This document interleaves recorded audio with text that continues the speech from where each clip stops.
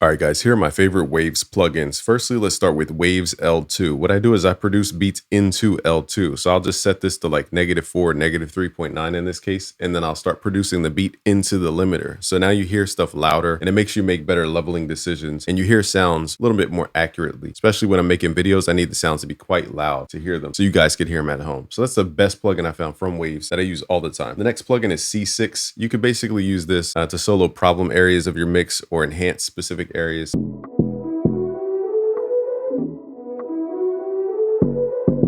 So I didn't like those frequencies. It was too much buildup, I should say. So I pulled down the threshold, set the range to -4. So we'll at maximum take out 4 dB. And then you can set the attack and release times. But basically it's a compressor just pulling down the volume when those energies build up a little too much in this area. You can hear it in my voice. It's that boxy tone of my voice. It's a boxy tone. Okay, so I'm taking that out of the mix.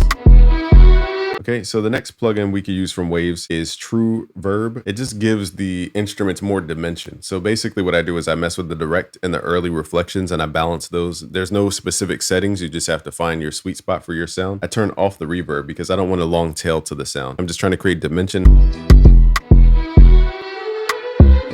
Here, if I turn up the reverb tail too much, it just has too much decay time. It's not a bad sound, but it's just not for this mix.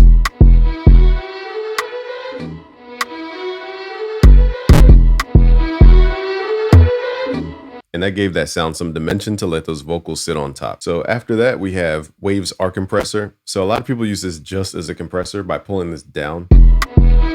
And I say the good starting point is 30 milliseconds of attack, 100 milliseconds of release, and just pull your threshold down to the top part of the audio.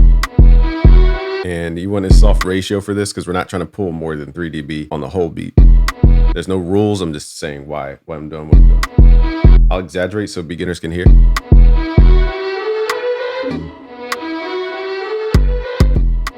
So basically every time that kick hits, it just tightens up the track and pulls everything down in volume.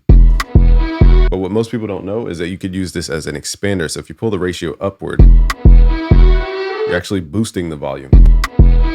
And you could add more body to your sound by pulling up your attack curvature.